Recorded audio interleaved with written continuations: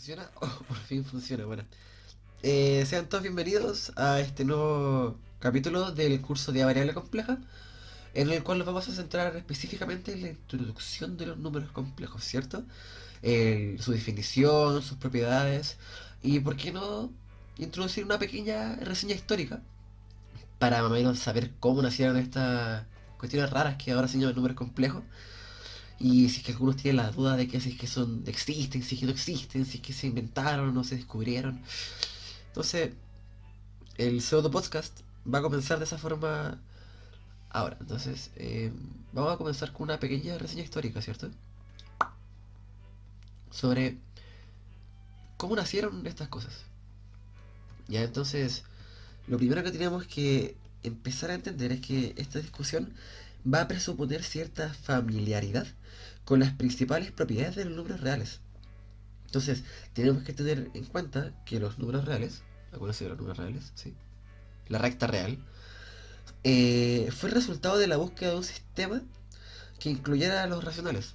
Entonces, nosotros sabemos que dentro del grupo de los reales van a estar los racionales, ¿cierto? Y los irracionales. Tales que proporcionaran soluciones a ecuaciones polinomiales. Entonces, recordemos que una ecuación polinomial puede ser, por ejemplo, como x al cuadrado menos 2 igual a cero. Esta solución, las soluciones más bien dicho, a esta ecuación fácilmente se ve que es más menos raíz de 2. Entonces, tenemos que entender que históricamente una consideración similar dio origen a la extensión de estos números reales. Y uno se preguntaría cómo se puede extender algo que hemos tenido como adoctrinado toda la vida. Entonces, a principios del siglo XVI, como por el... A ver, pongámoslo por acá. ¿Cómo lo podemos poner? No sé, por el 1500 alrededormente, ¿sí? Cierto tipo, denominado, o sea, llamado Jerónimo Cardano, consideró ciertas ecuaciones cuadráticas y cúbicas, tales como x cuadrado más 2x más 2 igual 0. Entonces, nosotros sabemos, y Cardano en su tiempo del 1500 también sabía, que la fórmula para cierta ecuación a x cuadrado más bx más c igual 0 tendría una solución del tipo menos b más menos raíz b cuadrado menos 4ac, y todo esto entre 2a, ¿ya? Entonces, Cardano, con su supuesta como gran habilidad, trató de conjugar ciertas soluciones para la solución, o sea, para la ecuación anteriormente escrita, y se dio cuenta que las soluciones a esta ecuación eran de la forma menos uno más menos raíz de menos uno. Entonces, bueno, Cardano en sus tiempos debió haber dicho, ya, como, ¿qué chucha esta tontera? Pues, ¿cachai? ¿Qué diablos es esto? Este raíz de menos uno no puede ser, pues si toda la vida hemos sabido que, bueno, él en su tiempo también supongo que había dicho eso, algo parecido a sus contemporáneos, de que toda la vida de que una raíz, lo que el argumento de la raíz, ¿cierto? Lo que está acá, ¿cierto? El x de acá, tiene que pertenecer sí o sí a los números naturales. O sea, más bien que a los números naturales, tiene que pertenecer a los reales positivos, ¿cierto? Incluyendo el cero. Entonces, el concepto de que hubiera cierta entidad negativa dentro de la raíz era totalmente como desconcertante para los eh, matemáticos de esa época. Entonces, no fue eh, hasta que un discípulo de Cardano, llamado Bombellini, empezó a estudiar más estas propiedades,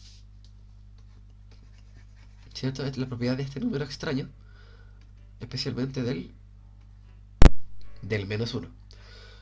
Entonces, Von Belli y sus contemporáneos sabían que si yo tenía cierta función, f de x igual a raíz de x, esta función sería solamente válida si es que el x pertenecía al intervalo entre 0 e infinito positivo. Y además sabían de que el f de x iba a pertenecer también a este mismo intervalo, de 0 a infinito positivo. Sin embargo, no había registro histórico de lo que sucedía cuando en el argumento de la raíz cuadrada había un número negativo. Entonces Von Belli se preguntaba, ¿qué es esto? ¿Pero qué diablo? Así. Entonces, eh, en la solución que había encontrado Cardano antes, el maestro, básicamente le había aparecido esta entidad. Entonces, este símbolo extraño no tenía un número asociado, ¿cierto? Entonces, Bombelli se preguntaba dónde colocar ese extraño número, pues, ese símbolo extraño, ¿cierto? Porque al final se sabe que, por ejemplo, en la raíz de 9, este número, raíz de 9, se puede representar como el símbolo raíz cuadrada de 9, o se puede representar como 3 o -3. Estos son los números, pero este es el simbolismo del número, ¿cierto? Entonces, lo que él quería encontrar en su tiempo era el número que estaba detrás del símbolo de la raíz cuadrada de -1. Entonces, lo primero que se preguntó Von Belli era ¿dónde colocar este símbolo extraño? Entonces, su contemporáneo sabía muy bien de que existía la recta real, una recta real ahí piola, centrada en el cero por lo general, con, no sé, por 2 3 menos pi, bla, bla, bla. Entonces, a Bomberi no se le ocurrió mejor idea, tal que a este número extraño, ¿ya? No decir, no saber qué número es, sin embargo, colocarlo de forma lateral a la recta real, ¿ya? Entonces, básicamente Bombelli no sabía en qué posición iban a estar o a qué distancia del cero iba a estar, ¿ya? Entonces, eh, después de ya posicionar en algún lado, no sabía si estaba acá, acá o acá. Después de posicionar ya los números estos extraños, a Bombelli se le ocurrió una pregunta un poco más eh, metida de pata, y se preguntaba si es que este número iba a ser real, pues. Ya, porque no importa, o sea, viéndolo más o menos como desde el punto de vista como de los que ellos tenían para su tiempo, que básicamente era como midiendo todo, no sé cómo lo medían en sus tiempos los egipcios, los italianos, no tengo ni idea, pero básicamente sabían que este número, por ejemplo, tenía la función, volviendo a llamar a la función f de x, raíz de x, cualquier número que yo pusiera eh, dentro de esta raíz me iba a dar un número a, tal que este número a pertenece al intervalo, como dijimos anteriormente, entre el cero y el infinito positivo. Pero cualquiera de estos se puede medir, po. No importa cómo se midiera o se midiera, no sé si ellos tuvieran con una regla muy grande o muy pequeña, ellos sabían que cualquier distancia positiva se podía medir, po. Entonces, la raíz cuadrada de un número negativo era real, se podía medir.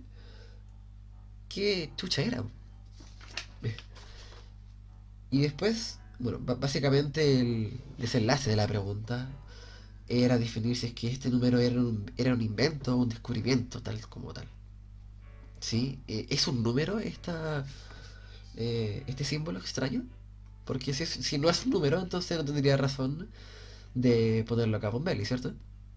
Como en la recta de los números, podríamos decirlo, en la recta lateral que él había propuesto anteriormente.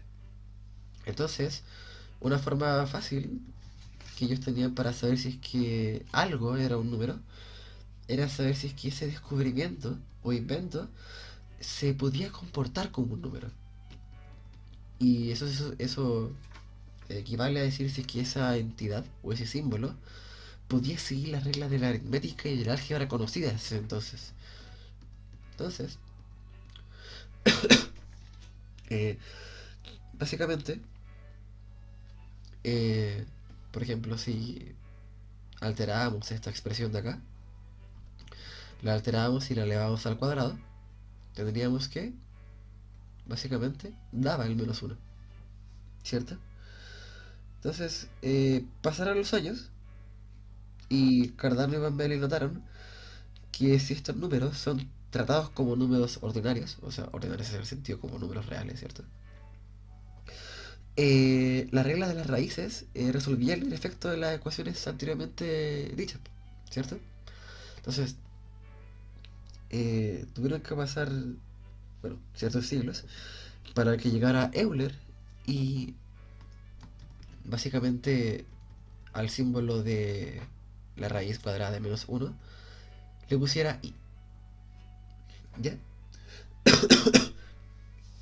Entonces, Euler fue el que propuso básicamente, llamaremos a esta entidad y la situaremos a una distancia uno del cero. Después vamos a ver con detalle eso, en las propiedades del número complejo.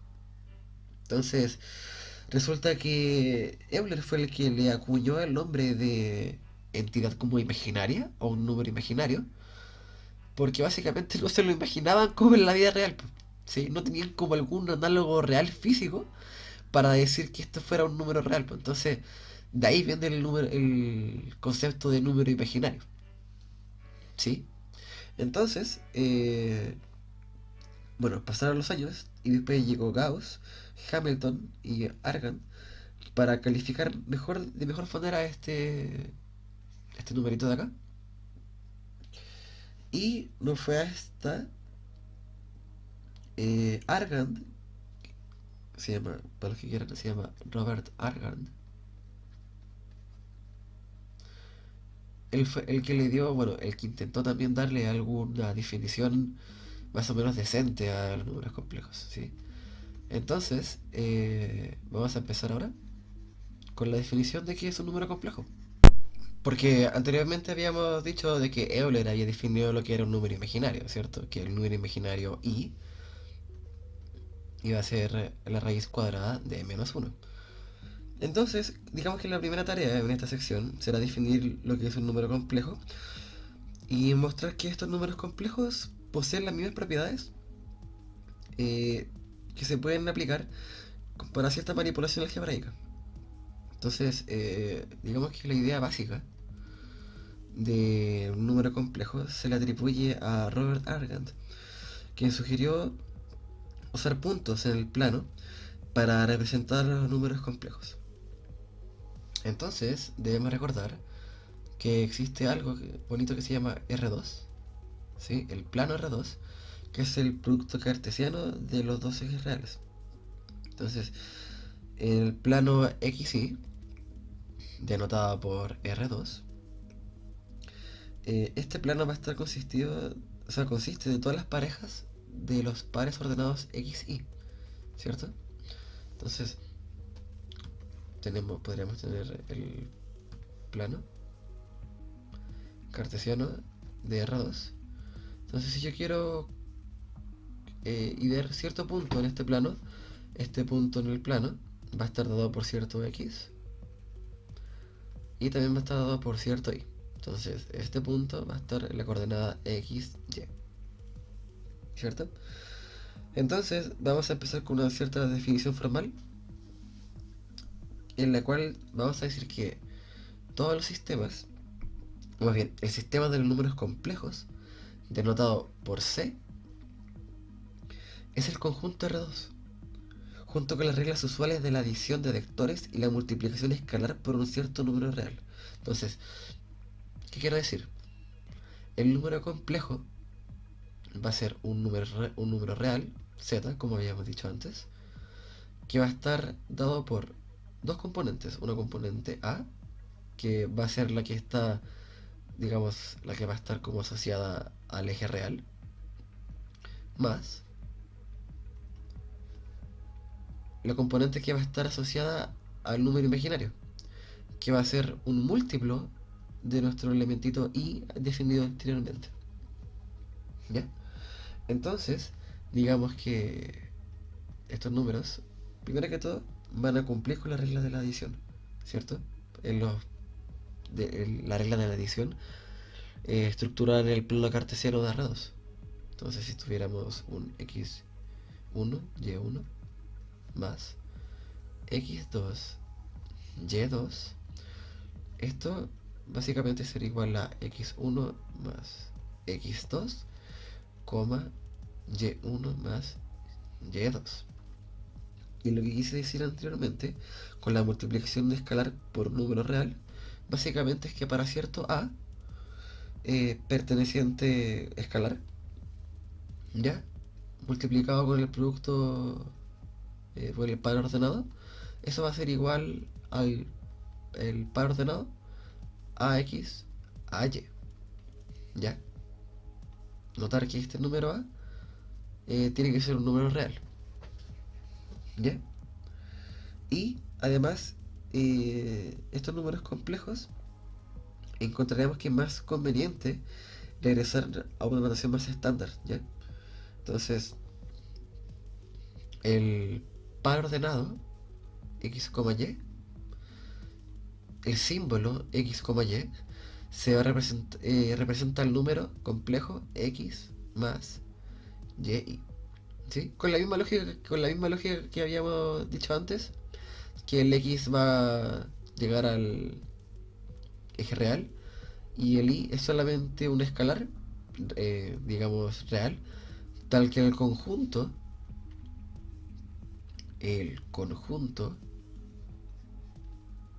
y va a ser un número imaginario, ¿cierto? La suma de estas dos componentes, real e imaginaria, va a dar al número complejo z, que básicamente estas son solamente simbolismos para representar el mismo número, ¿cierto? Puedo representar el número complejo como un par ordenado, ¿sí? En el plano complejo.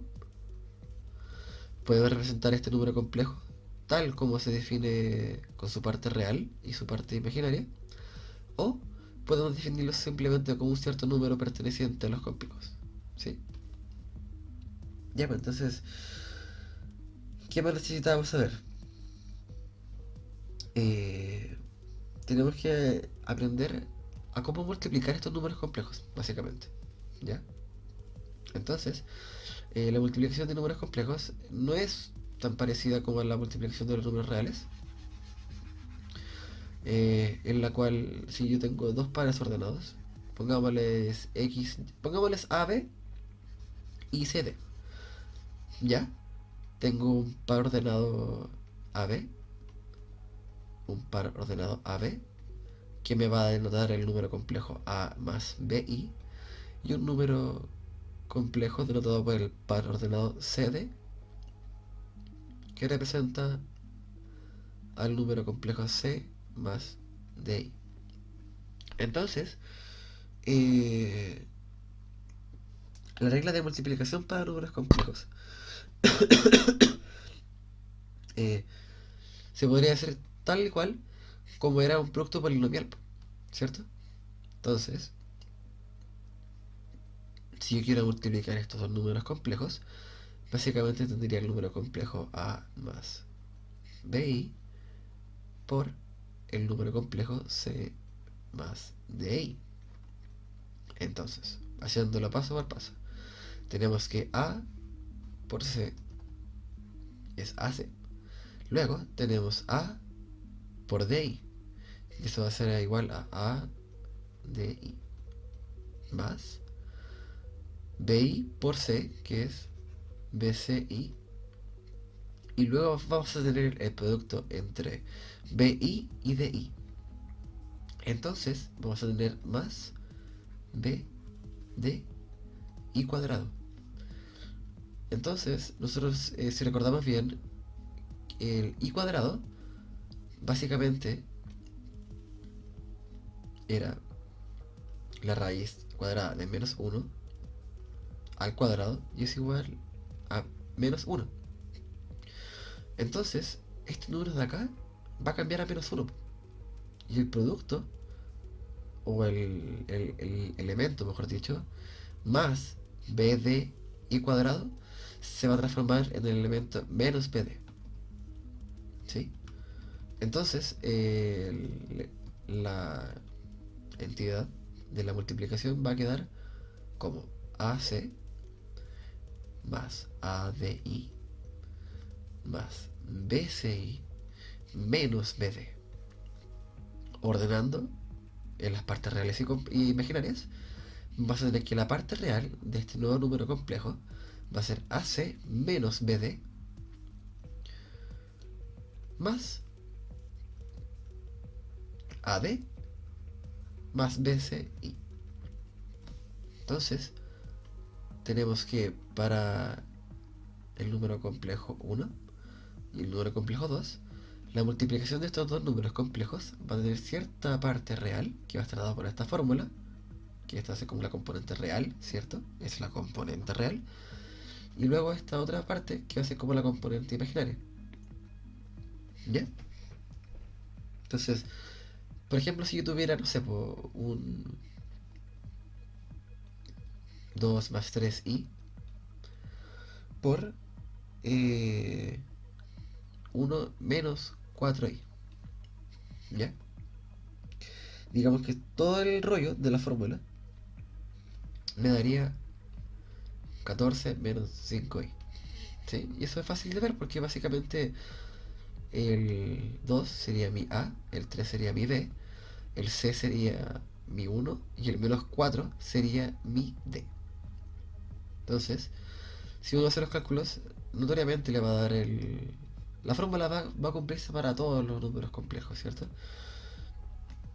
Entonces, puesto que la multiplicación de los números reales es asociativa, conmutativa, oh, jaja, chucha, como es asociativa, conmutativa y distributiva, la multiplicación de los números complejos también lo va a hacer, ¿sí? Es decir, que para todos los números complejos, tales sea cuales sea, vamos a tener que las propiedades que se cumplen para los números reales van a cumplirse para redundantemente los números complejos. Si, no sé, para todo Z, W y S pertenecientes a los complejos, tendríamos que la multiplicación ZW y luego multiplicada por S va a ser simplemente Z por la multiplicación anteriormente efectuada por W y S. Y a su vez, esto va a ser igual a Z, S, W. ¿Ya? ¿Se entiende, cierto? Entonces, la otra propiedad va a ser que si tenemos un Z multiplicado por cierta suma de complejos, W más S, eso va a ser igual a ZW más ZS. ¿Ya? Entonces, vamos a verificar estas opciones, ¿ya? Vamos a verificar la primera de las propiedades que nombré. Entonces, eh, para todo Z, W y S pertenecientes a los complejos, tenemos que el Z por WS va a ser igual a si Z,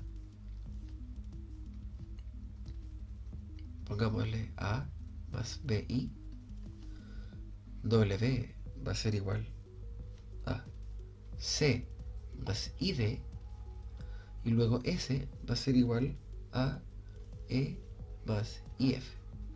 ¿Ya? Entonces, para la primera propiedad vamos a tener A más BI por C más DI por E más IF. ¿Ya?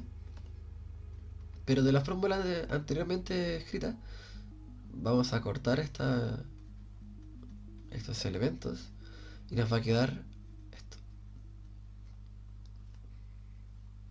La parte real de la primera multiplicación más la parte imaginaria de la segunda componente. ¿Ya?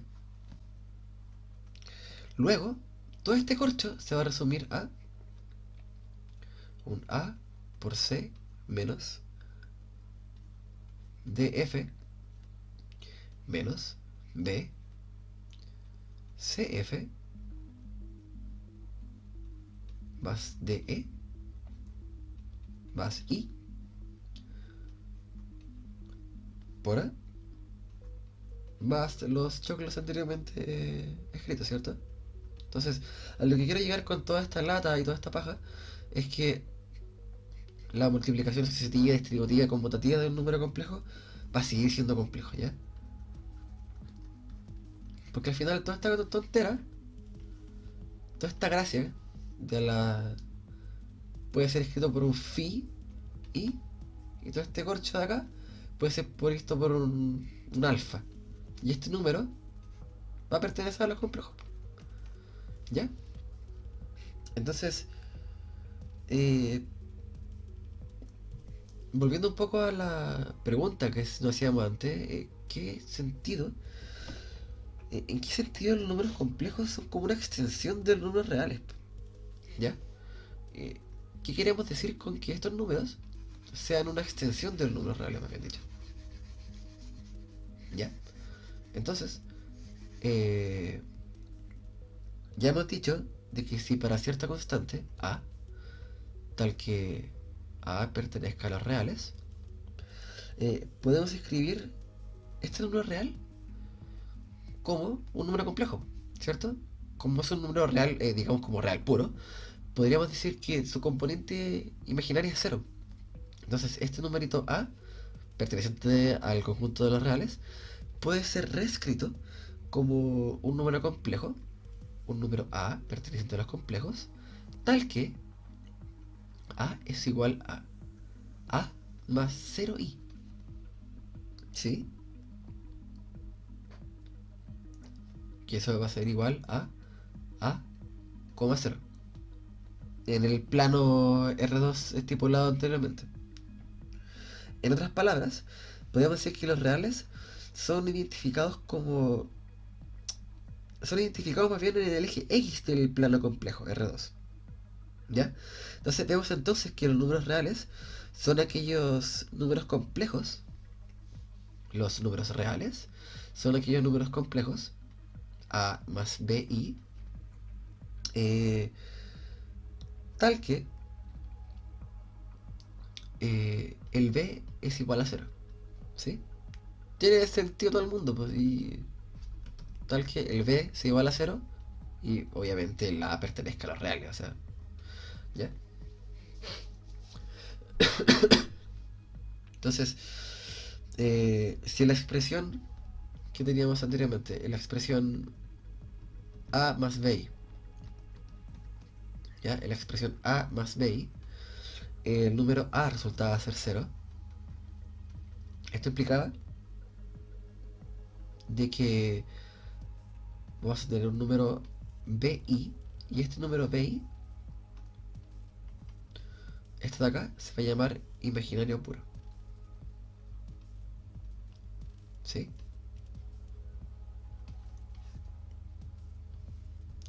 En la expresión, bueno, la misma expresión de antes, el A más BI, vamos a decir que la parte A, o el número A, es la parte real de este número complejo.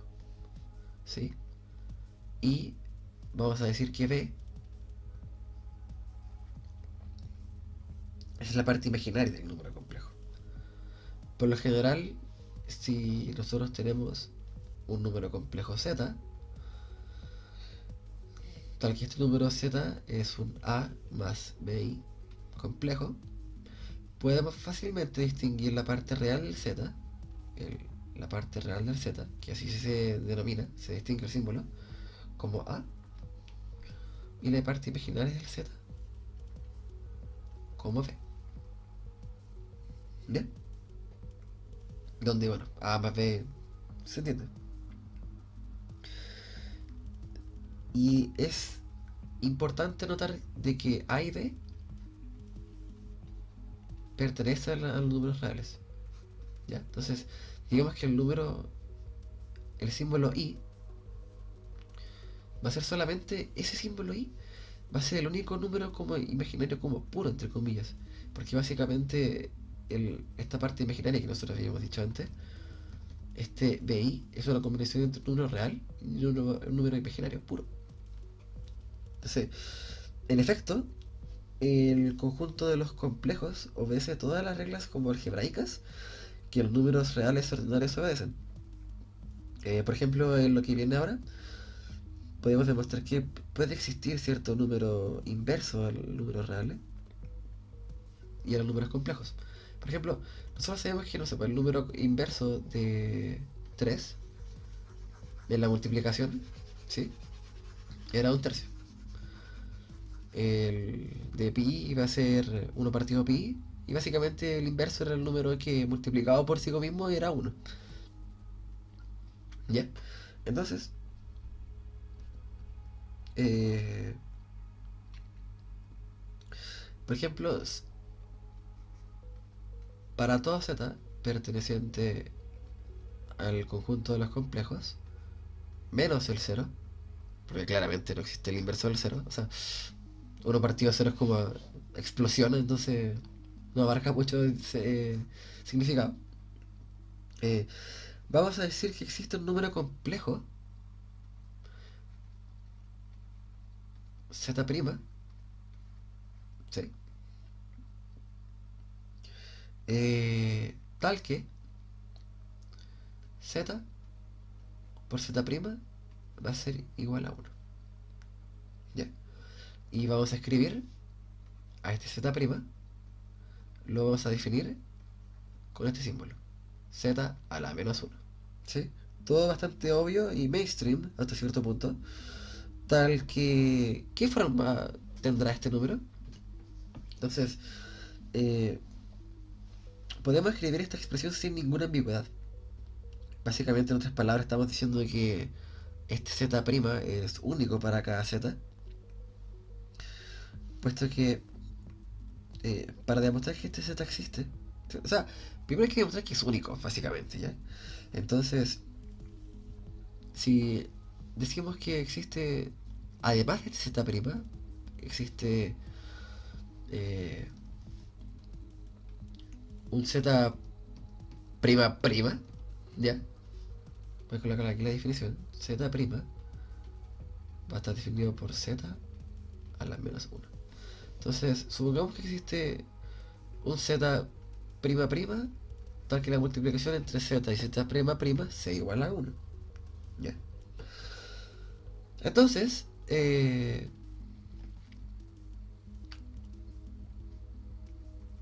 ahí sí. Entonces, z'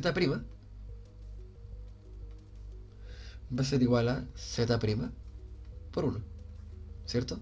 Porque todo número complejo puede escribirse lo mismo de los reales, pues, bueno. Es la misma tontera de los reales. Entonces, el hecho viene de que podemos hacer que z', este uno de acá, transformarlo en un z', ¿sí? Y reordenar esta multiplicación como un z prima z por z'. Sin embargo, nosotros habíamos dicho antes la definición de que z' por z o z por z' iba a ser igual a uno. Entonces tenemos un lindo 1 por z'. ¿Y eso va a ser igual a qué? A z'. Entonces, por lo tanto, podemos concluir de que z', este z', o sea, no hay que perder el horizonte, este z' de acá, ups, este z' de acá va a ser igual al z' de acá, ¿sí? Entonces, por lo tanto, se puede concluir de que esto z' es igual a z''. Por lo tanto, el inverso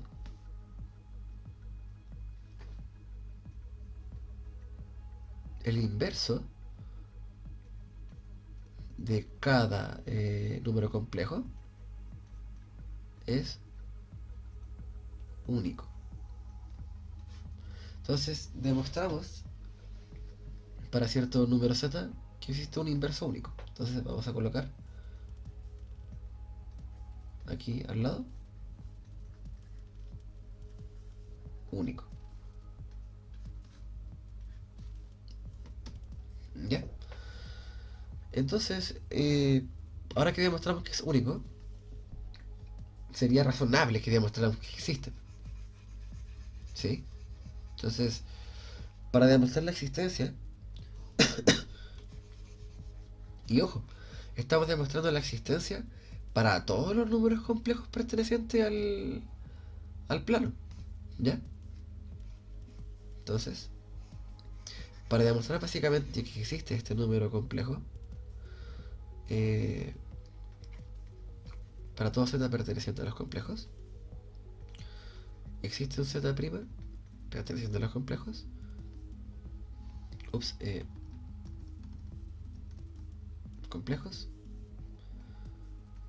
Existe un z' perteneciente a los complejos, tal que z por z' es igual a 1. Y z' va a estar definido por z a la menos 1. Entonces, para demostrar que este símbolo existe, o este número más bien, z' existe, supongamos que tenemos un z que es igual a más bi. Y este z es distinto de 0. Entonces, al menos alguna de las condiciones satisface que a es distinto de 0 o b es distinto de 0.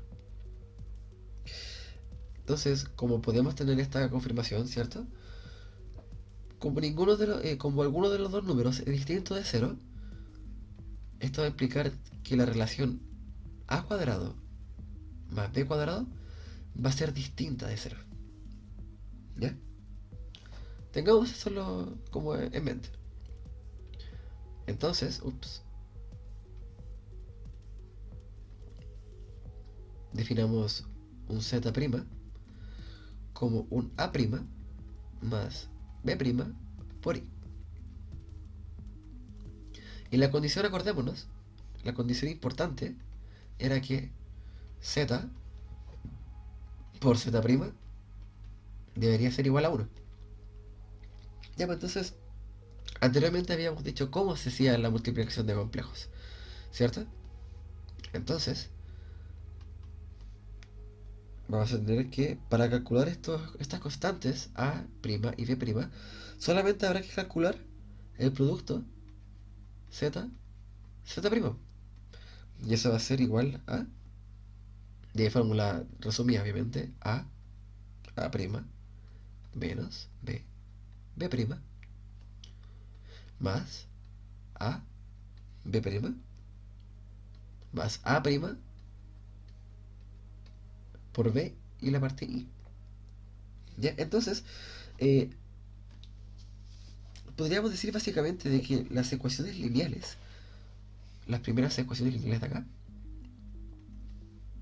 esta ecuación lineal 1 y esta ecuación lineal 2, 1 y 2, 1 va a estar compuesta por a' menos b', y 2 va a estar compuesta por b' más a'b. Entonces, básicamente podemos saber a qué se puede como establecer cada una de las dos constantes o de las ecuaciones. Básicamente sí podemos saber porque tenemos que la parte real tiene que ser uno. Porque recordemos que este número uno puede ser escrito como uno más 0i. Entonces, la parte real de este número tiene que ser uno y la parte imaginaria tendrá que ser cero. ¿Sí? Suponiendo que conocemos A y B. ¿Sí? Recordemos que las incógnitas son A' y B'. Entonces, con un cálculo bastante pajero, latero, eh, se puede demostrar de que A' va a ser igual a entre A cuadrado más B cuadrado y B' va a ser igual a menos B A cuadrado más B cuadrado. ¿Sí? Entonces, por eso era tan importante esta hipótesis de que z fuera distinto de cero para que sus componentes fueran distintos de cero. Y básicamente esta entidad, este elemento de acá, fuera distinto de cero, porque bueno, si fuera cero, aquí habría un cero y un número dividido a cero es como una explosión gigante, ¿cierto? Entonces, eh, podemos decir que para z, a más bi, el número z a la menos uno se va a quedar definido. O sea, recordemos básicamente por donde empezamos de que el z' iba a ser igual al z menos uno, pero el z menos uno en función de las componentes del número original z va a ser igual a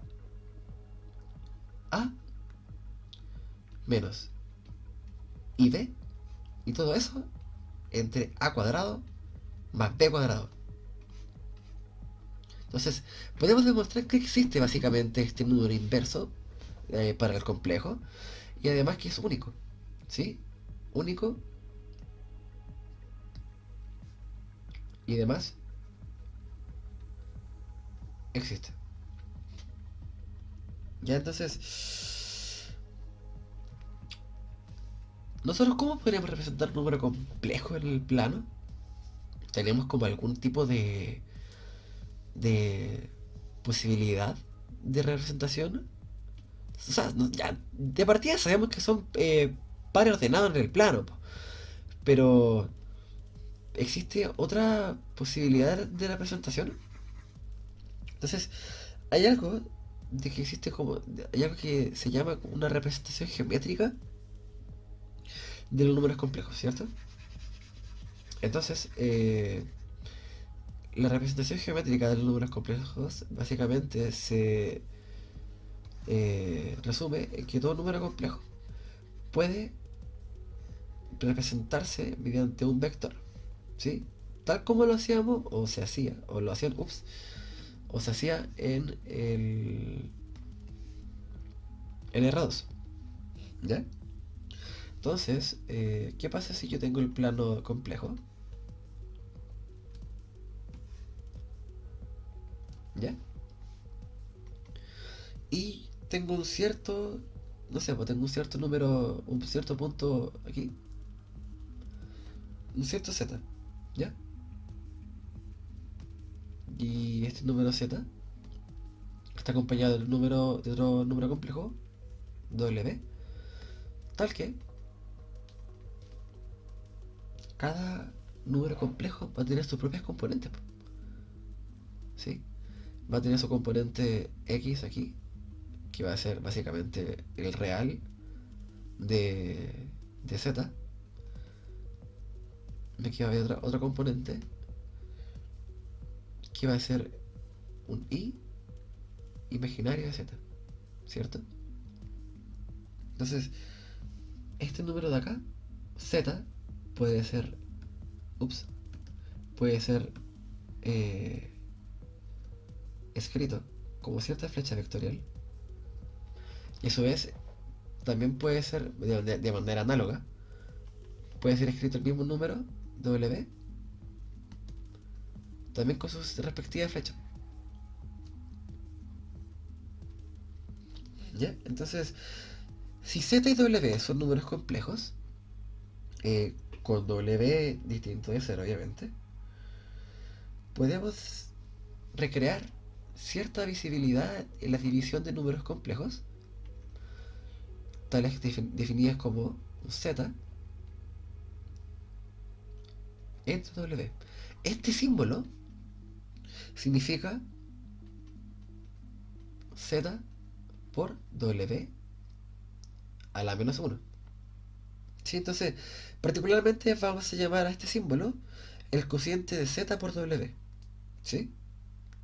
Por ende, podemos deducir desde el sketch anterior que Z a la menos uno va a ser igual a uno entre Z. ¿Sí? Aquí estamos solamente formulando simbolismo. Esta es la parte como más pajera y latera de los capítulos que vamos a tener a continuación. Entonces, eh, anteriormente habíamos dicho que el número Z a la menos uno era A menos BI entre A cuadrado más B cuadrado. Pero eso es igual a uno partido entre Z, po. Y Z era A más BI. Entonces eso va a ser igual a uno entre A más BI. ¿Sí? Entonces, en resumen, todas las reglas usuales para la manipulación de los números reales, tales sean, no sé, pues, tales sean como fracciones, polinomios, etcétera, lo que sea, se satisfacen en el análisis complejo. ¿Sí? Entonces, vamos a ir un poquito más allá ahora y vamos a decir que el sistema de los números complejos es formalmente un campo. ¿Ya? ¿Qué quiero decir con un campo? Es que se cumplen ciertas reglas de adición y reglas de multiplicación. ¿Ya? Entonces, las voy a empezar a numerar ahora. Entonces, las reglas de adición básicamente son todo esto claramente para todo Z, W y S perteneciente a complejos. Entonces la primera regla de adición, ¿cuál va a ser? Va a ser que el número Z más W complejo va a ser igual a W más Z complejo. ¿Sí? La segunda regla va a ser Z más W más S. Los paréntesis se cambian, ¿cierto? Todas las propiedades, por lo menos aditivas, que se cumplían en los números reales, se van a seguir cumpliendo para los números complejos, con su respectivo neutro aditivo. ¿Sí?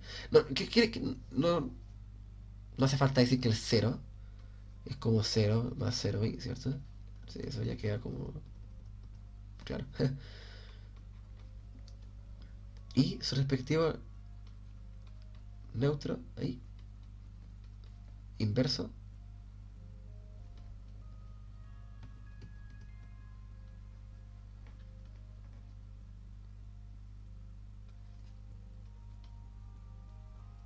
inverso y neutro. ¿Ya? Estas van a ser las llamadas reglas de adición para los números complejos. Sin embargo, ahí están otras reglas que también deben satisfacer las reglas para que formen un campo y van a ser las reglas de multiplicación. Entonces, las reglas de multiplicación, bueno, para los mismos Z, W y S pertenecientes a los complejos, van a hacer que todo número multiplicado Z por W va a ser igual a W por Z. ¿Sí? Bastante obvio. Eh, todo producto WZ por un S externo va a ser igual a un Z externo por un WS anteriormente establecido. Luego, 1 por Z es igual a Z, obvio. Y la última va a ser la que demostramos anteriormente, que era la existencia del inverso, ¿cierto? Para todo z existe un z', tal que ese z' va a ser un z a la menos 1, y este producto va a ser igual a 1, ¿sí? Tal que z sea distinto de 0, obviamente.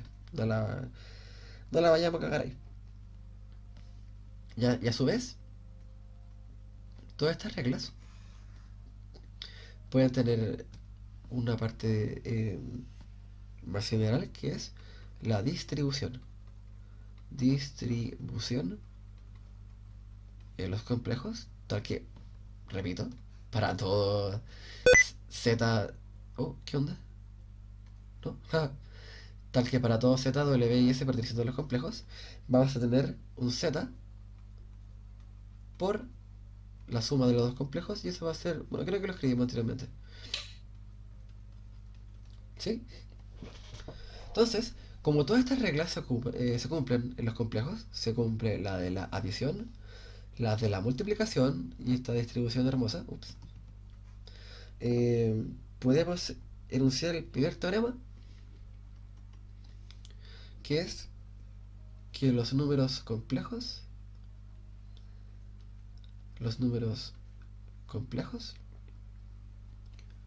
forman un campo, ¿sí? Entonces,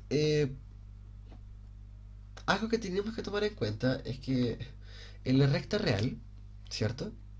La recta real también cumple las mismas propiedades de campo, pero hay una particularidad que distingue a los números complejos con los números reales, ¿sí? Y eso es básicamente de que... a ver, vamos a borrar acá. Nosotros sabíamos desde... Bueno, supongo que todos saben que desde cursos anteriores, sabemos que este símbolo, ¿sí?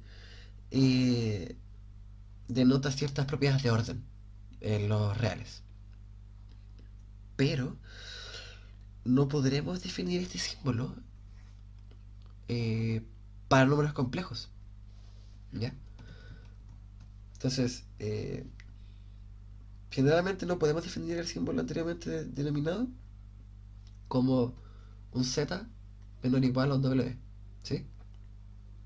Para, bueno, complejo z y w.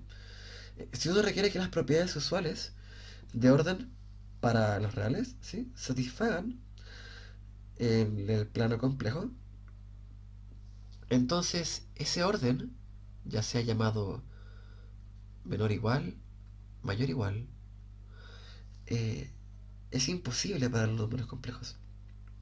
Entonces, podemos probar esta afirmación eh, suponiendo lo siguiente. Supongamos que el orden existe. Entonces, suponemos que el orden existe.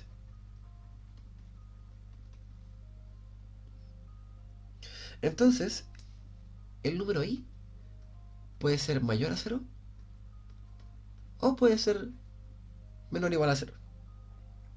Entonces, supongámonos por esta vía. Si i es mayor o igual a cero, eh, entonces i por i va a ser igual o mayor a cero, ¿cierto? Pero por definición, esta vaina es menos uno. Y menos uno no es mayor a cero por lo general del tiempo. Entonces, esto es una contradicción.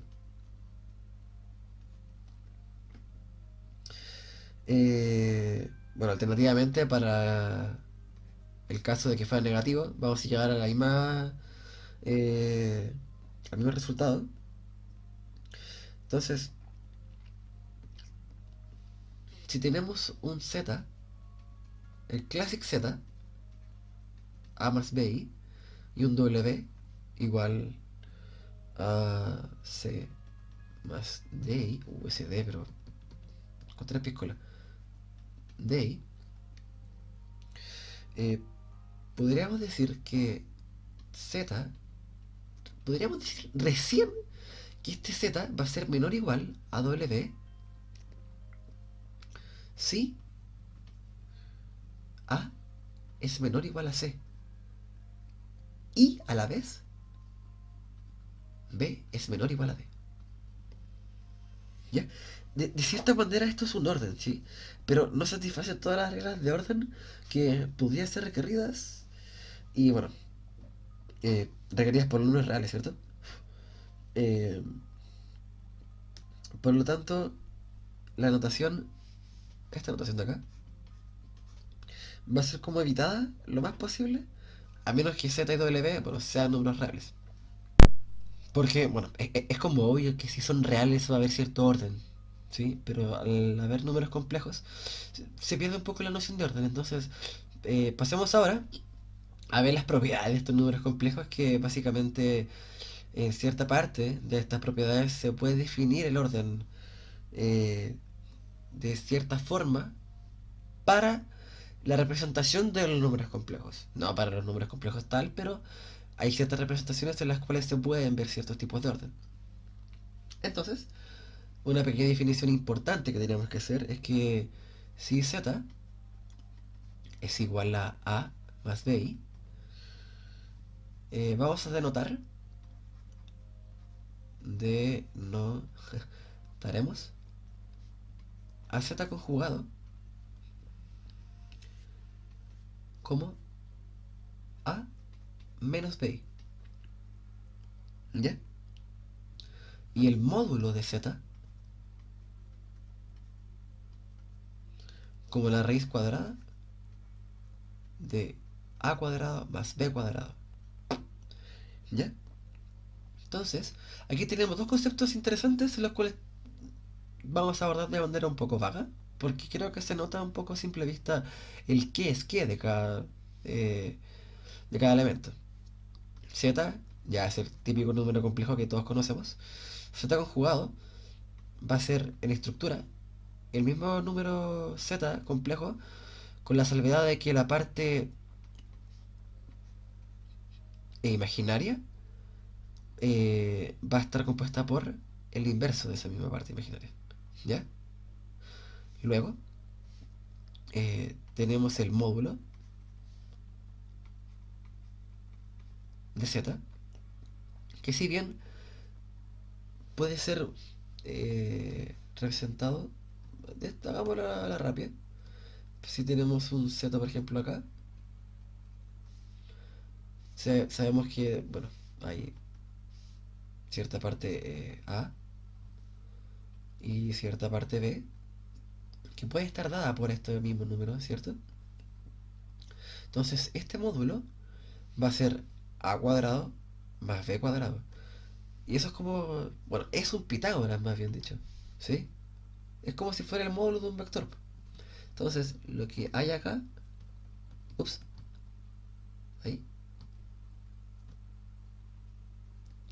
es el módulo de Z, ¿sí? Es el largo, representando el origen, ¿ya? De todo esto, se puede sacar una propiedad o una fórmula o una relación interesante entre el módulo y su complejo, y bueno, el módulo del complejo y su conjugado, la cual es, bueno, para todo Z y Z conjugado y el módulo de este Z, tenemos que el inverso del Z va a ser igual al Z conjugado sobre el módulo de Z al cuadrado, ¿cierto? Entonces, recordando que para todo Z clásico A más BI, teníamos que el Z a la menos 1 era A menos BI sobre A cuadrado más B cuadrado. Lo habíamos deducido hace unos minutos atrás. Pero, chan chan chan, teníamos que esto de acá, el conjugado. Y esta vaina de acá es el módulo al cuadrado. Entonces efectivamente se comprueba de que el inverso tiene la estructura de un complejo conjugado sobre el módulo al cuadrado. ¿Ya? Eso es importante de ver. Después en el capítulo que haga sobre ejercicios se va a conocer más la importancia de esta fórmula. Quiero dejar en claro que también se deja, ¿cómo se llama? Se cumple la distributividad y todas las reglas de multiplicación que hemos visto hasta ahora. ¿Ya? Entonces, primera propiedad importante. Segunda propiedad importante, aprovechando de ocupar los colores, es que habíamos definido que para todo número complejo z, si z es un a más bi, entonces definimos sus partes reales e imaginarias como la parte real de z va a ser igual a y la parte imaginaria de z va a ser igual a b. Ya, entonces, ¿habrá alguna forma de representar estas partes reales e imaginarias en función de las entidades que definimos anteriormente? Ya sea z, z conjugado o el módulo de z. ¿Habrá alguna forma? Y bueno, la respuesta es sí, por algo se pone, por algo lo estoy poniendo.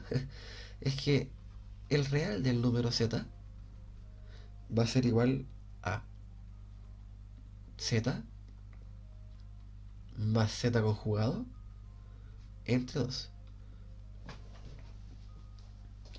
Bueno, la demostración es un poco obvia porque podríamos tener a más bi más el conjugado, que es a menos bi sobre 2.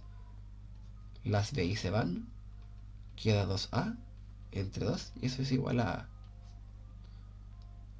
Ups, es igual a 2.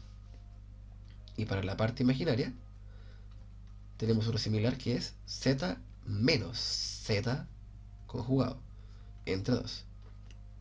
Básicamente, al ser menos, tenemos un a más bi menos a más bi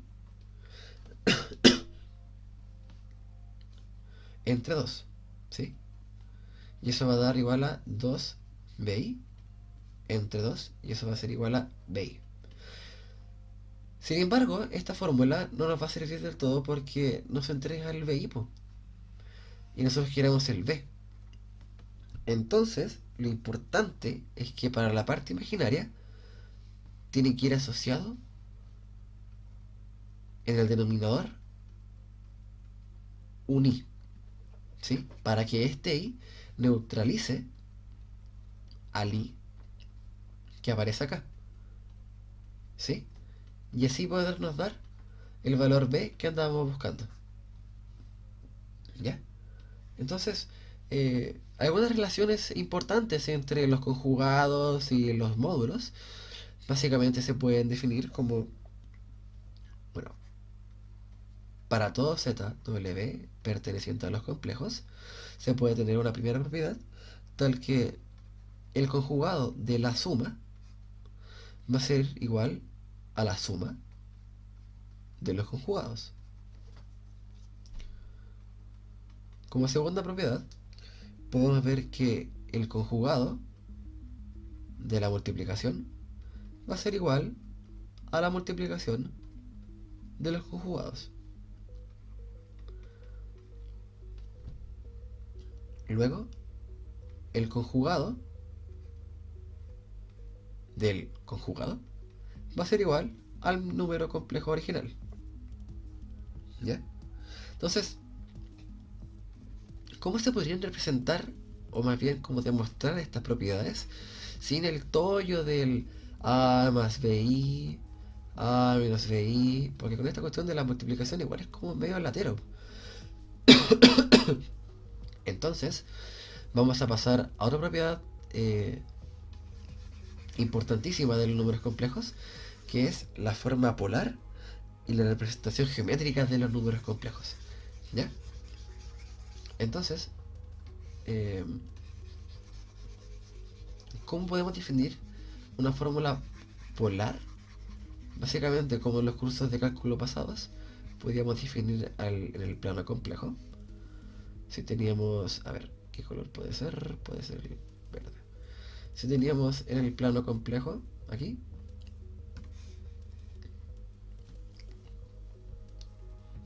cierto z. Ah, pero esto lo podemos hacer más arriba. Bien. Puedo tener cierto z, ¿sí? Un z. Y puedo tener el supuesto z conjugado, ¿ya? Entonces, si z es igual a más bi, y resulta que z conjugado es igual a menos bi, es notorio ver que los dos números tienen la misma componente real. ¿Sí? Aquí, ups. A. Sin embargo, difieren en la componente imaginaria pura, ya que para z es bi, y como habíamos dicho antes, para z conjugado va a ser el inverso aditivo de bi, que en este caso es menos bi. ¿Ya? Entonces, bueno, con y eje imaginario y x eje real. ¿Ya? Entonces, em, nace una nueva representación para los números complejos, en la cual se llama la fórmula polar. ¿Ya? La fórmula polar eh, se basa en el radio, en el largo de este número complejo y en el ángulo con el cual forma, o sea, el ángulo que forma con el eje de los reales. Entonces, si yo tengo un número complejo z, puedo obtener el módulo, ¿sí?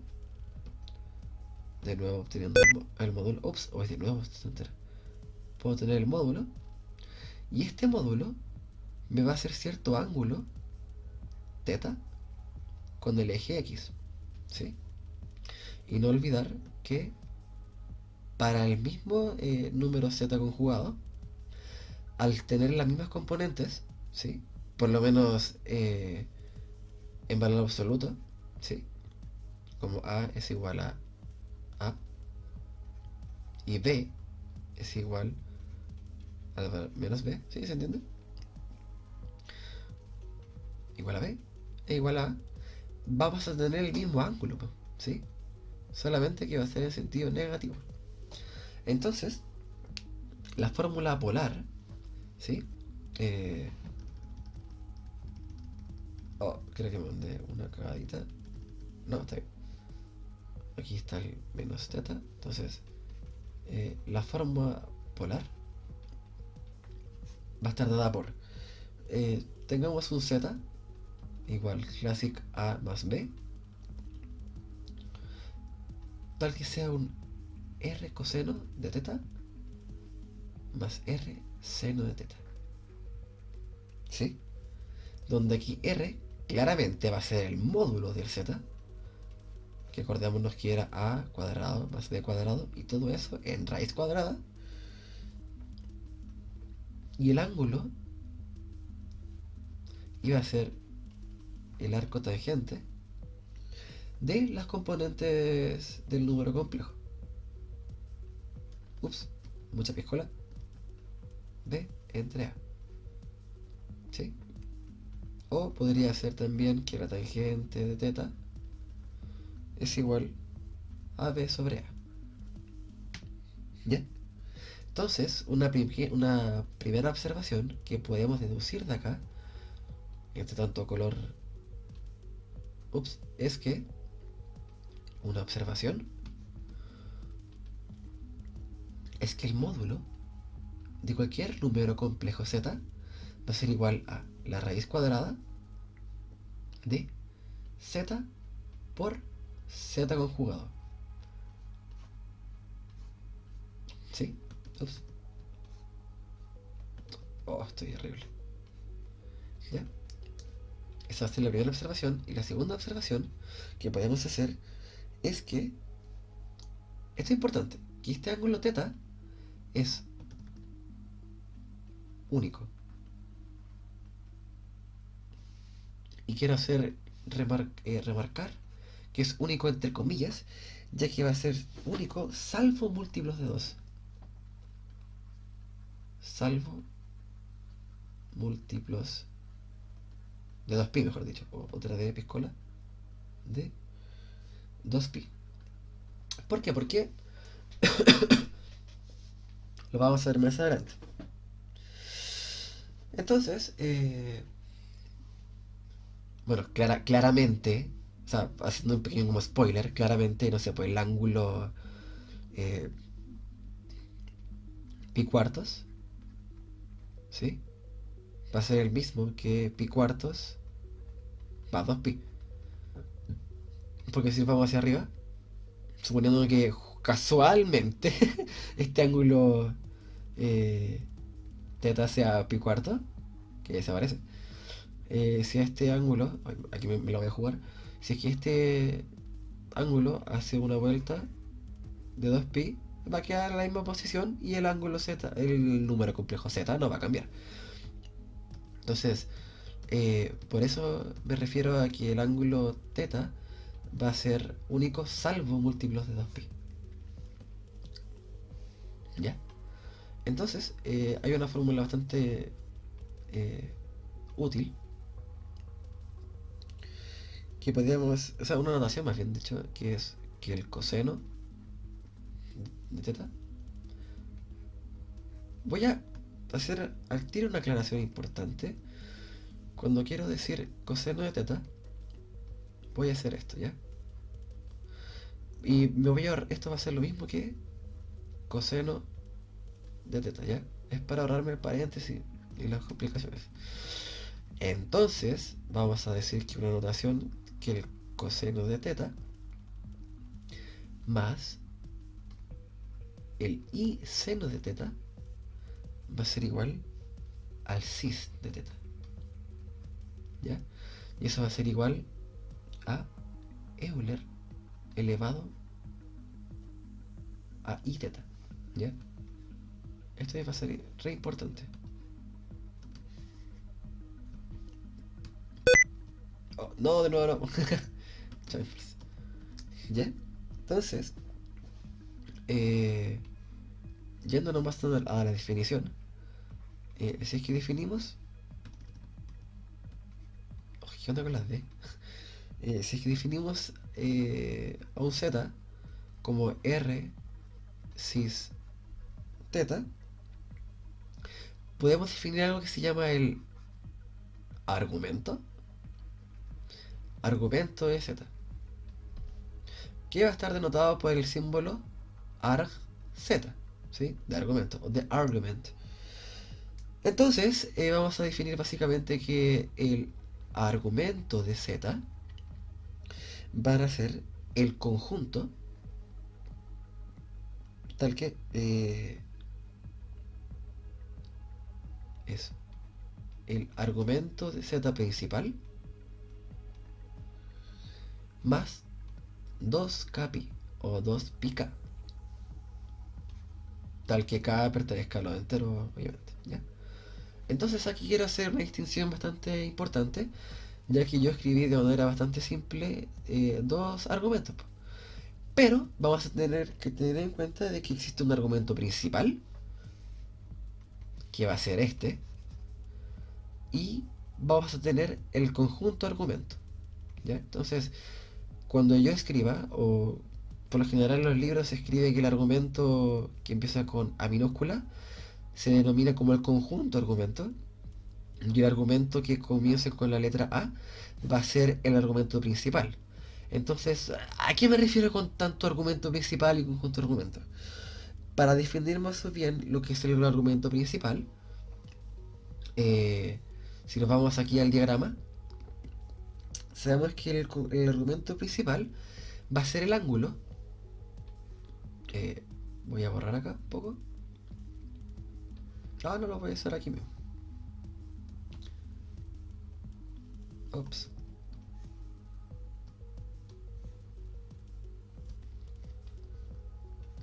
El argumento principal z va a ser el único teta que pertenece al intervalo menos pi cerrado, ¿sí? Tal que z sea igual a r cis teta. ¿Ya? Entonces, vamos a hacer un pequeño ejemplo ahora para empezar como a recobrar, a empezar como a meter toda la juguera y ver si es que hemos definido bien los temas o los conceptos que hemos dicho sobre las propiedades de los números complejos. ¿Ya? Entonces, cosas como z, que era el número complejo, z, z conjugado, el módulo de z, que es el radio. O básicamente, sí, se podría decir que sí. Más adelante vamos a ver por qué le digo radio, pero eh, también habíamos definido el ángulo que define este número complejo con el eje de los reales. A continuación, habíamos definido lo que era la forma cis, teta, para luego definir lo que era el conjunto argumento de z y luego definir lo que era el argumento principal de z. ¿Ya? Vamos a ver si es que de todo esto podemos sacar alguna cuestión importante. Entonces, vamos a escribir el número 1 menos i en forma polar. Ya entonces, sabemos que a va a ser igual a 1 y b va a ser igual a menos 1. ¿Por qué? Porque esto básicamente es 1 más menos 1 por i. Y esto es a más bi. ¿Ya? Entonces, con nuestro a y b sacado ya bien, o identificado más bien dicho, eh, podríamos sacar el módulo de z. Y el módulo de z va a ser igual a la raíz cuadrada de 1 cuadrado más menos 1 al cuadrado. Y eso es igual a menos 2, que va a ser también igual al r. ¿Sí? Entonces, además, podemos sacar el ángulo que forma este número complejo con el eje real. ¿Y cómo era eso? Sabíamos nosotros que el ángulo iba a estar dado por la relación de que la tangente del ángulo iba a estar dada entre b y a. Pero para este caso, b es igual a menos 1 y a es igual a 1. Entonces, la tangente del ángulo es igual a menos 1. ¿Ya? Entonces, sería muy recomendable de que cada eh, alumno o estudiante o persona que esté viendo este curso tenga una memoria o alguna visualización abstracta de los planos cartesianos, ¿sí? Ya que la tangente de cierto ángulo, para que dé menos 1, sabemos que es este ángulo, ups, es menos pi cuartos, ¿sí?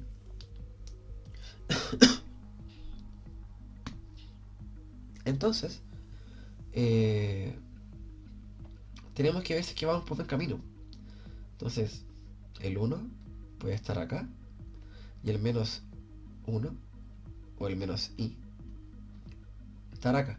Y bueno, aproximadamente se cumple lo que estábamos ideando. Luego, podemos ver que el número 1 menos i puede ser representado por el símbolo, la raíz de 2, cis, pi cuartos. ¿Ya? Entonces, eh, cualquier número complejo de la forma a más bi puede ser igual a cuadrado, b cuadrado, entonces raíz cuadrada, tangente a la menos uno de ba. ¿Ya? Entonces, esta es la representación geométrica, mientras este es el número tal como está definido en el conjunto de los complejos. ¿Sí? Tal a su vez, este puede ser el par ordenado.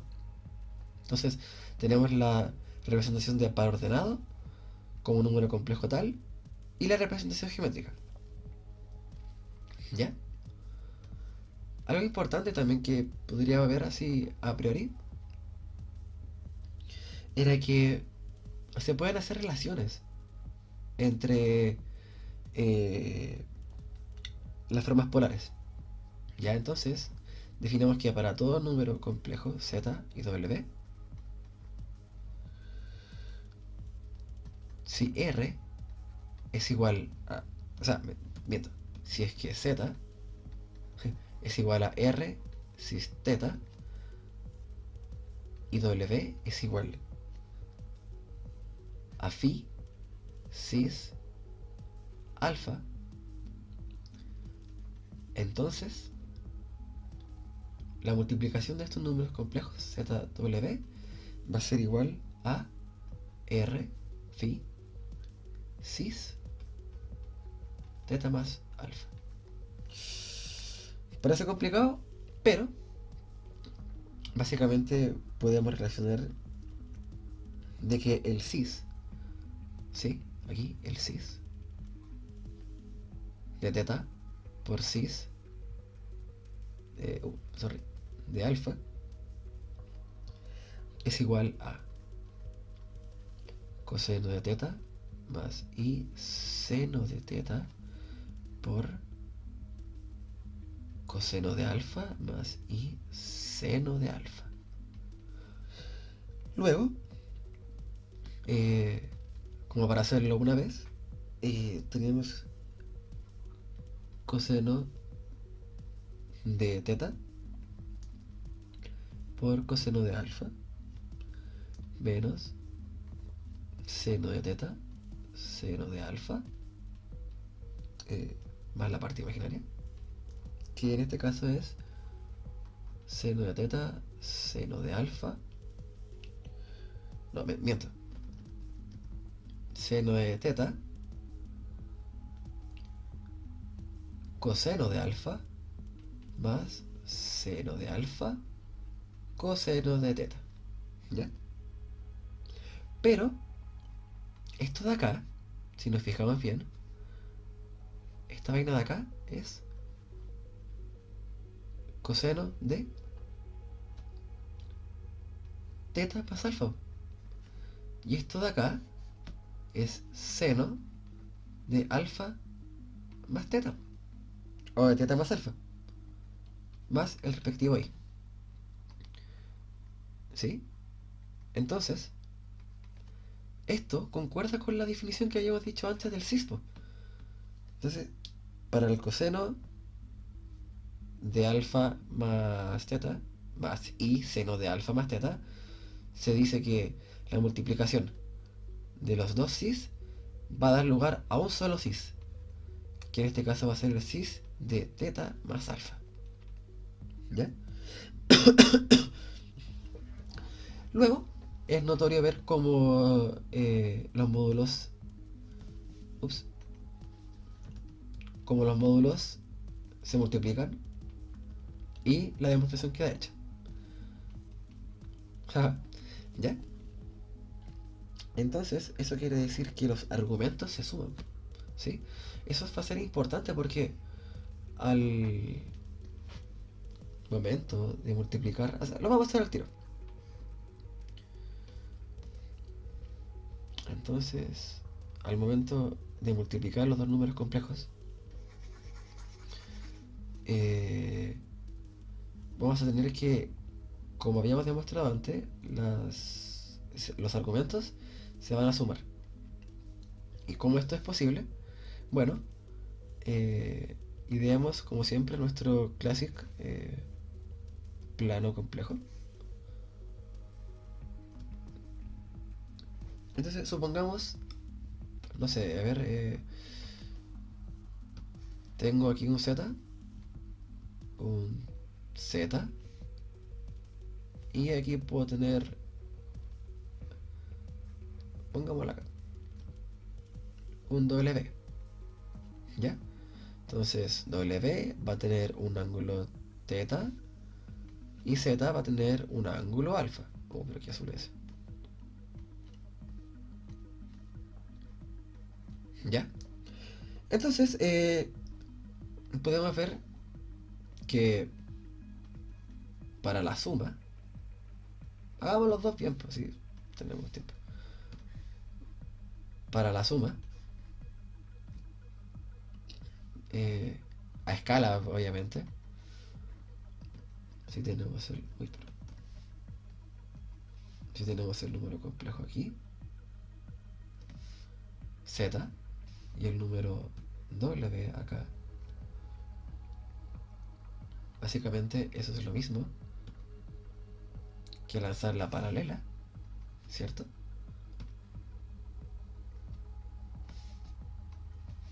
De la paralela del módulo de los números complejos para por fin dar el número complejo final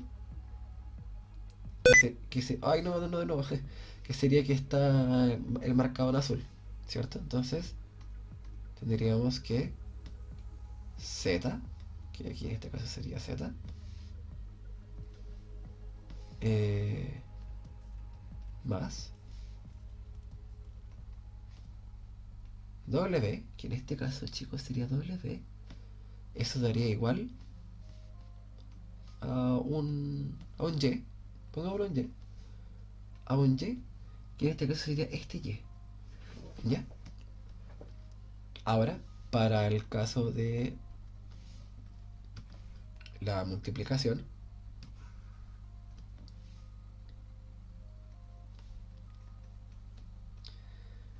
multiplicación, habíamos dicho que teníamos un cierto número complejo Z junto a otro cierto número un cierto número complejo W. ¿Ya? Entonces, vamos a tener que, como los argumentos se suman, ¿cierto? Los ángulos que habíamos dicho anteriormente, ese teta, este teta y este alfa se suman. Entonces, podría otorgar que este nuevo número complejo, este como por acá, y el ángulo, este nuevo ángulo beta, sea alfa más teta, ¿sí? Pero también tenemos que tener en cuenta los módulos. ¿Por qué? Esto es importante ya que sabemos muy bien de que si es que un módulo, tenemos por ejemplo el módulo de W, tenemos que el módulo de W es igual a 3. ¿Y qué pasa si es que el módulo de Z es igual a 2? Tendremos que claramente el producto entre estos dos va a ser un aumento del módulo del número complejo resultante, tal que el número resultante tenga, eh, pongámosle que este sea el complejo X, el módulo de X sea 6, ¿sí? Pero, ¿qué pasa en el caso de que no fuera un aumento, sino que fuera una disminución? Entonces, uno de los dos eh, módulos debería ser menor a 0, menor a 1, entre 0 y 1, ¿cierto? Porque claramente no existen módulos negativos. Entonces, en el caso, por ejemplo, de que el módulo de W no fuera 3, sino fuera un tercio, tendríamos que el módulo del vector resultante no sería 3 no sería 6, ¿cierto? Sino sería 2 tercios. Sería, ups, sería 2 tercios, lo cual disminuiría eh, el largo,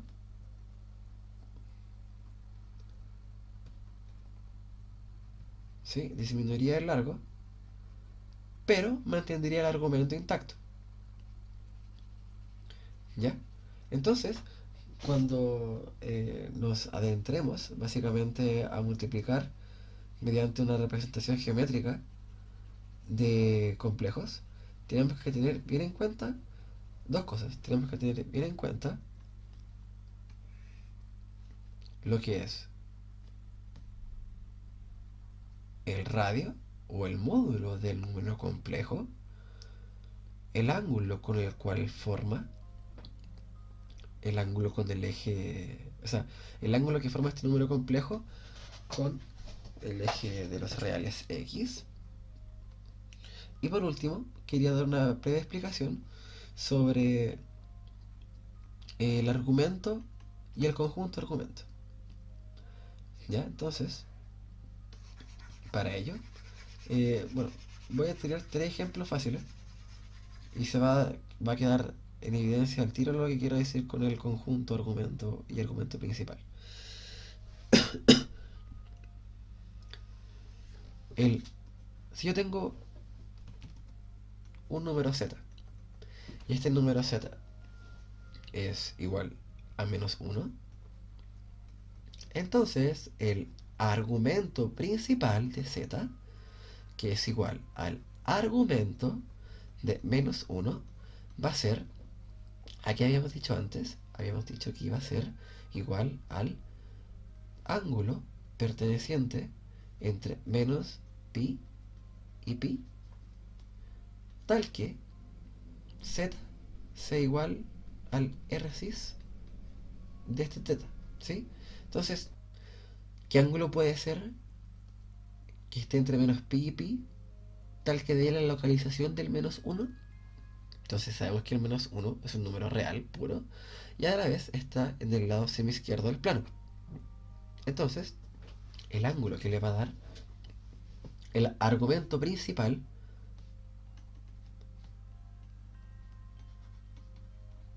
de menos 1 va a ser igual a pi, ¿sí? Esto es importante porque uno podría decir que podría ser menos pi, pero teta va a estar contenido en el intervalo abierto, menos pi, o sea, semiabierto, menos pi y pi cerrado. Entonces, menos pi nunca lo va a poder tomar, porque va a tomar pi, ¿sí? Entonces, rigurosamente, vamos a tener que decir que el elemento que toma es pi, ¿ya? Luego, tenemos que, por ejemplo, el argumento de menos i es igual a menos pi medios. El argumento principal de i va a ser igual a pi medios. Si se hacen un esquema del plano complejo, van a darse cuenta al tiro de por qué, que básicamente es porque es el ángulo en el cual están sujetos. Y ahora, si yo quiero el argumento o el conjunto argumento de menos 1, ese va a ser el conjunto de todos los números conformados por pi, ay, pi más 2k pi, tal que k pertenezca a los enteros. Y eso es el mismo que es pi, después sería 3pi, después sería 5pi, bla bla bla bla, ¿sí? Y a su vez también para atrás sería menos pi, menos 3pi, bla bla bla bla. Y así con los otros. Entonces, básicamente, el argumento principal es un ángulo. El argumento principal es un ángulo. Y el conjunto argumento, como bien dice, es un conjunto de ángulos. ¿Sí?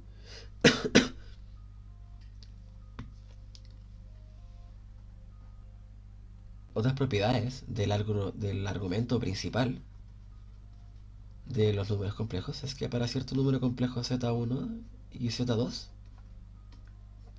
previamente multiplicados, este argumento principal va a ser igual al argumento z1 más argumento z2. ¿Sí? Entonces, eh, vamos a pasar a enunciar una fórmula, teorema, bastante importante, conocido como la fórmula de Moivre. ¿Ya? Entonces, en simples y llanas palabras, es que, bueno,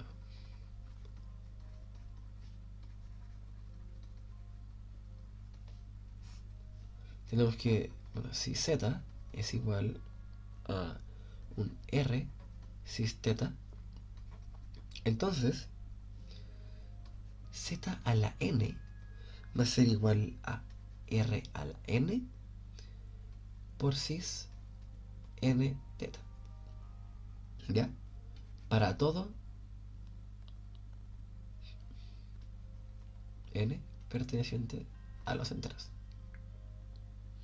Ya entonces, básicamente lo que nos dice esto es que podemos saber la potencia de cualquier número complejo para cualquier potencia. ¿Sí? Entonces, si nos vamos hacia atrás, podemos deducir de que nosotros teníamos, bueno, en la introducción de este video habíamos dicho de que, oye, ¿sabes qué? Tenía la duda en el 1500, así en el año de la caca, tenía la duda de cómo podía sacar raíces complejas o raíces para ciertos polinomios. ¿Sí? Entonces, una aplicación interesante sobre el teorema de Moivre es la aplicación a raíces, ups, a raíces en ésimas de un complejo, obviamente. Entonces, si es que W es igual a R cis, bueno, W es un complejo dado, eh, entonces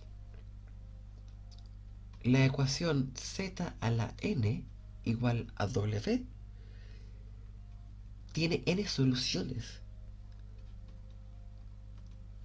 Tiene n soluciones dadas por z es igual a la raíz enésima del r cis teta más 2 capi entre n. ¿Sí? Para todo k igual a 0, 1, n menos 1. Entonces, aquí tenemos que tener en cuenta dos gracias. Si tenemos un número complejo cualquiera, ¿sí? De la forma polar, con el módulo y su ángulo correspondiente, podemos hallar la fórmula para saber la raíz enésima de esa para saber la raíz enésima de ese complejo, que básicamente va a estar dada por esta fórmula. ¿Ya? Entonces, eh, un ejemplo vago podría ser de que, por ejemplo, quiero resolver esta ecuación.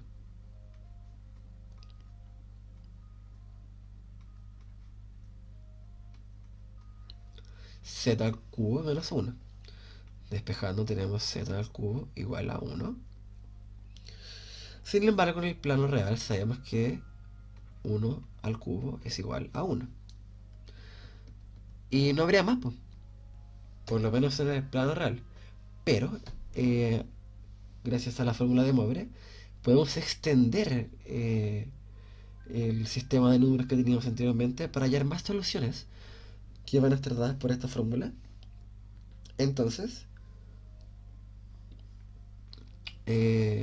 bueno, al ser 1, el R es igual a 1. Y por lo general, la raíz de cualquier enésima de 1 es igual a 1.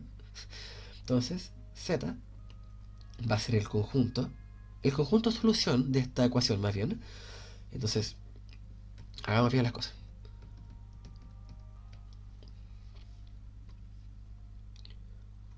El conjunto solución va a estar dado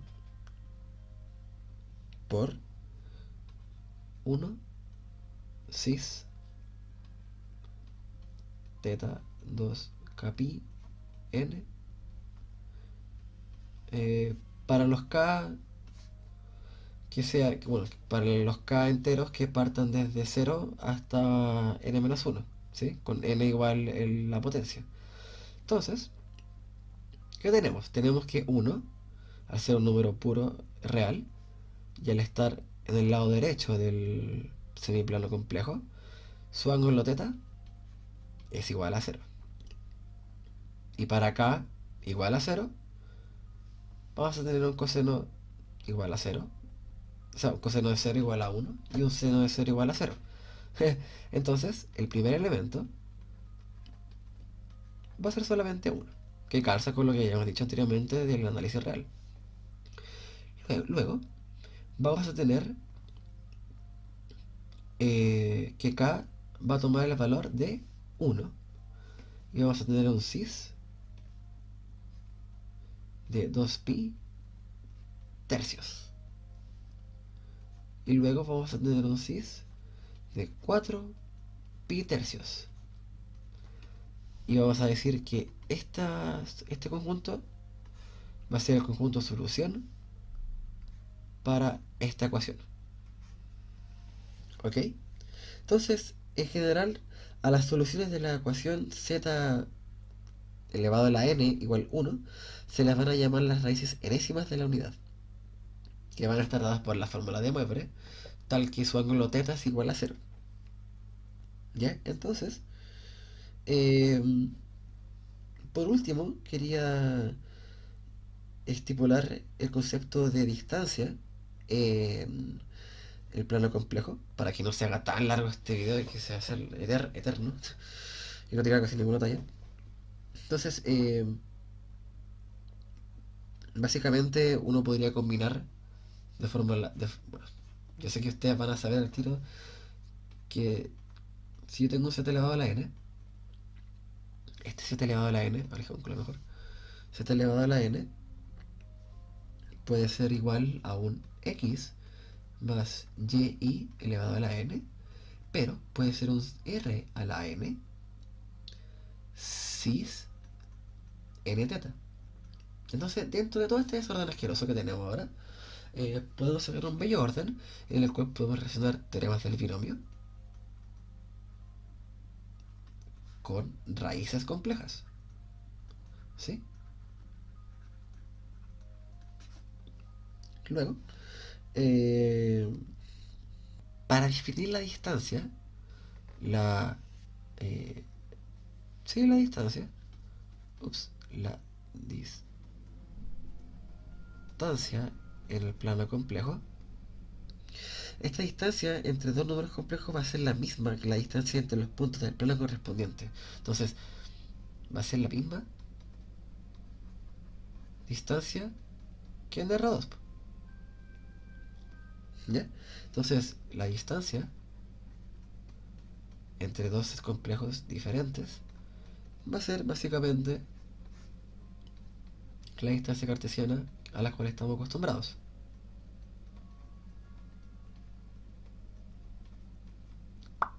¿Ya? Entonces, A esta distancia se le va a denominar como con este símbolo. ¿Ya? Entonces, el módulo complejo va a desarrollar las siguientes propiedades. Propiedades de módulo. La primera es que el módulo de un complejo siempre va a ser mayor o igual a cero. Y el módulo de un complejo va a ser cero si y solo si el complejo es cero. Luego, tenemos que los módulos, la multiplicación de los módulos va a ser igual al módulo de la multiplicación. ¿Sí? Esto es móvil básicamente. ¿Ya? Luego, tenemos que tanto el valor absoluto del valor real del complejo como el valor imaginario del complejo, sus dos valores absolutos, van a ser menores o iguales que el módulo del complejo sí. Además, tenemos una cuarta propiedad, la cual es que el módulo del complejo va a ser igual al módulo de su conjugado. Hasta ahora no son relaciones tan difíciles, ya estamos avanzando como bastante formal para llegar a la parte de funciones.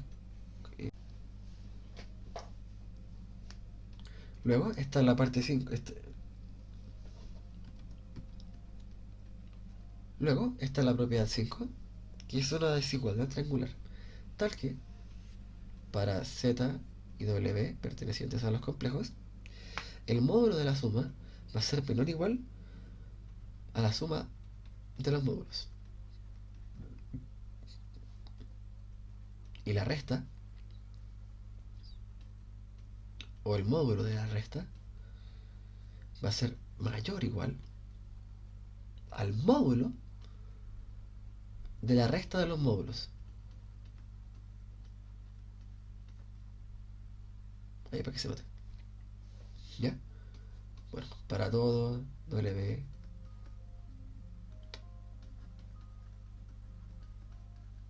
¿Sí? Entonces, básicamente todo es muy como un R, básicamente. Lo único que difiere, y es un poco como de desastre, es esta propiedad de acá. Pero más allá de eso no implica ninguna discrepancia en lo que hemos hablado hasta ahora. Estas dos sobre todo. Bueno, entonces, como llegando al final del capítulo o del video, ¿sí? Podemos básicamente hacer un pequeño resumen adorable eh, por el camino que hicimos, po, que básicamente fue definir lo que era un número complejo, ¿sí? Con esa cuestión de los par ordenados, del R2.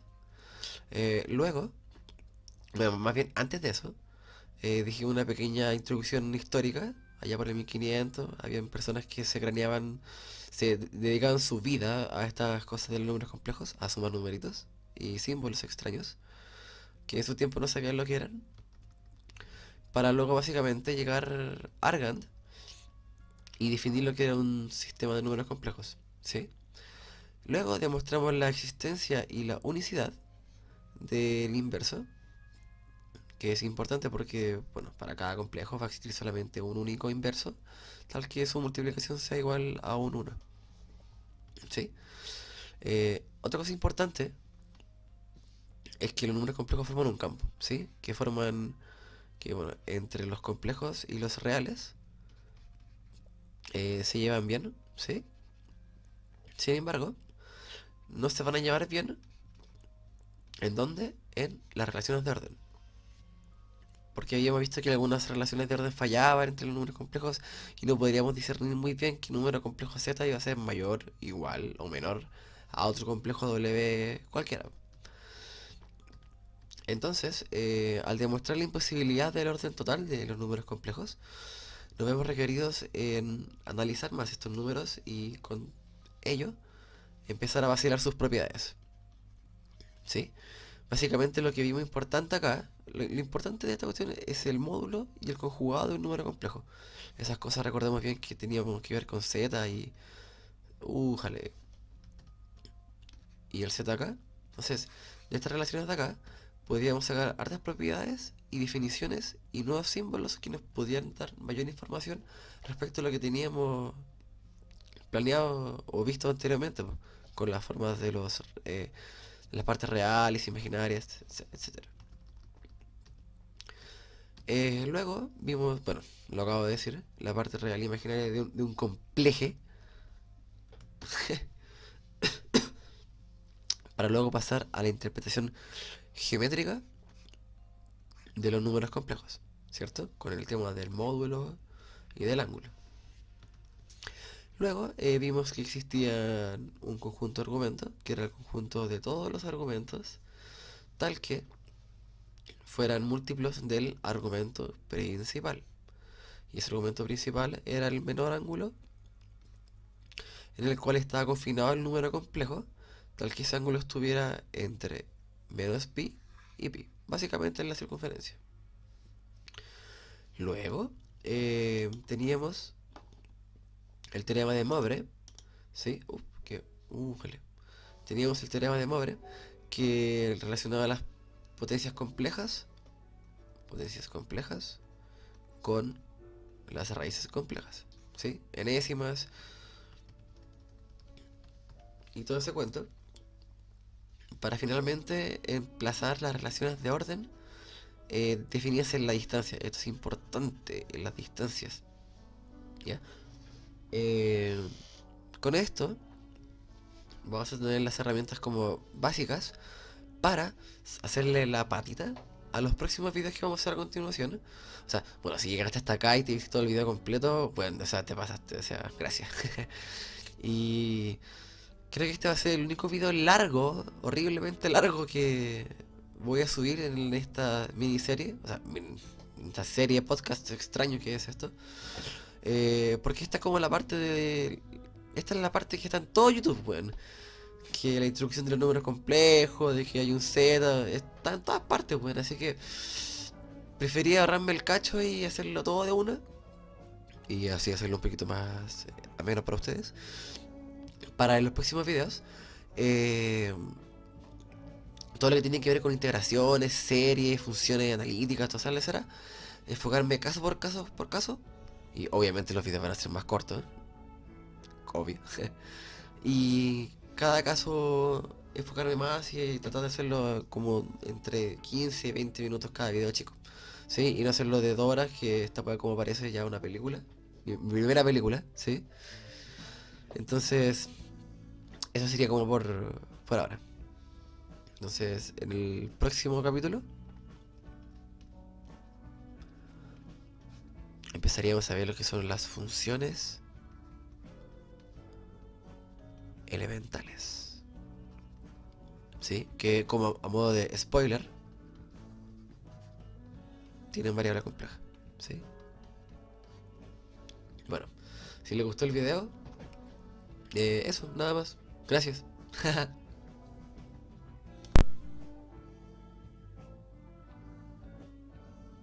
¿Aló? ¿Funciona esta wea? ¿La dura? Nah.